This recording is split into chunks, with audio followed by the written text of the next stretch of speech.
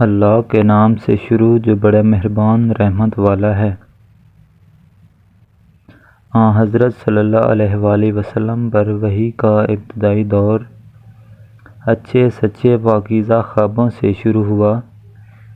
آپ خواب میں جو کچھ دیکھتے وہ صبح کی روشنی کی طرح صحیح اور سچا ثابت ہوتا۔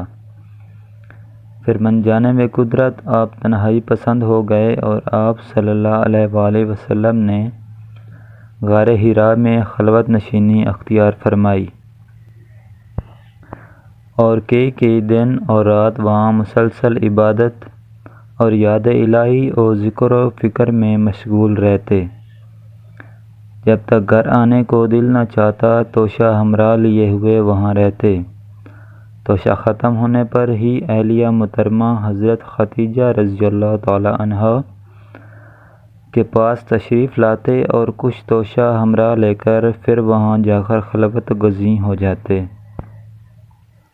یہی طریقہ جاری رہا یہاں تک کہ آپ پر حق منکشف ہو گیا اور آپ غار حرا ہی میں قیام پذیر تھے کہ اچانک حضرت جبرائیل علیہ السلام آپ کے پاس حاضر ہوئے اور کہنے لگے کہ اے محمد پڑھو۔ آپ فرماتے ہیں کہ میں نے کہا کہ میں پڑھنا نہیں جانتا۔ آپ صلی اللہ علیہ وآلہ وسلم فرماتے ہیں کہ فرشتے نے مجھے پکڑ کر اتنے زور سے بھینچا کہ میری طاقت جواب دے گئی۔ پھر مجھے چھوڑ کر کہا کہ پڑھو۔ میں نے پھر وہی جواب دیا کہ میں پڑھا ہوا نہیں ہوں۔ اس فرشتے نے مجھ کو نہایت ہی زور سے بھینچا کہ مجھ کو سخت تکلیف محسوس ہوئی۔ پھر اس نے کہا کہ پڑھ۔ میں نے کہا کہ میں پڑھا ہوا نہیں ہوں۔ فرشتے نے تیسری بار مجھ کو پکڑا اور تیسری مرتبہ پھر مجھ کو بھینچا۔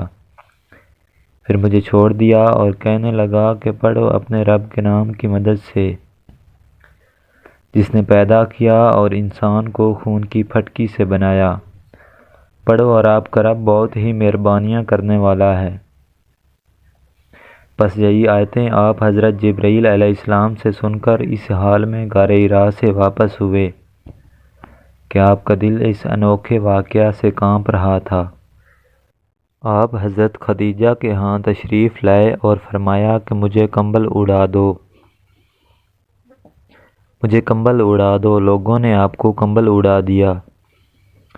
جب آپ کا ڈر جاتا رہا تو آپ نے اپنی زوجہ محترمہ حضرت خدیجہ رضی اللہ تعالی عنہا کو تفصیل کے ساتھ یہ واقعہ سنایا اور فرمانے لگے کہ مجھ کو اپنی جان کا خوف ہو گیا ہے۔ آپ کی اہلیہ محترمہ حضرت خدیجہ رضی اللہ تعالی عنہا نے آپ کی ڈارس بندھائی اور کہا کہ آپ کا خیال صحیح نہیں ہے۔ خدا کی قسم اللہ آپ کو کبھی رسوا نہیں کرے گا۔ آپ تو اخلاق فاضلہ کے مالک ہیں۔ آپ تو کنبہ پرور ہیں۔ بے کسوں کا بوجھ اپنے سر پر رکھ لیتے ہیں۔ مفلسوں کے لیے آپ کماتے ہیں۔ مہمان نوازی میں آپ بے مثال ہیں اور مشکل وقت میں آپ امر حق کا ساتھ دیتے ہیں۔ ایسے اوصاف حسنہ والا انسان یوں بے وقت ذلت و خواری کی موت نہیں پا سکتا۔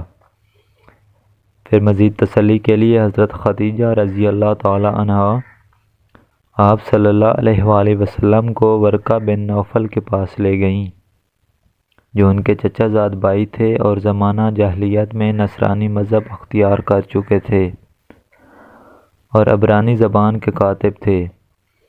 چنانچہ انجیل کو بھی حسب منشاء خداوندی عبرانی زبان میں لکھا کرتے تھے۔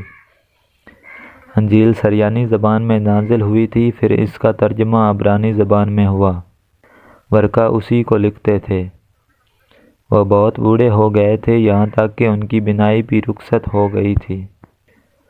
حضرت خدیجہ رضی اللہ عنہا نے ان کے سامنے آپ کے حالات بیان کیے اور کہا کہ اے چچا زاد بھائی اپنے بھتیجے محمد صلی اللہ علیہ وآلہ وسلم کی زبانی ذرا ان کی کیفیت سن لیجئے۔ وہ بولے کہ بھتیجے آپ نے جو کچھ دیکھا ہے اس کی تفصیل سناؤ۔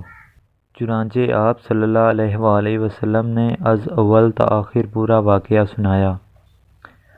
جسے سن کر ورقہ بے اختیار ہو کر بول اٹھے کہ یہ تو وہی ناموس معزز رازدان فرشتہ ہے کہ جسے اللہ نے حضرت موسیٰ علیہ السلام کے پاس وحی دے کر بھیجا تھا۔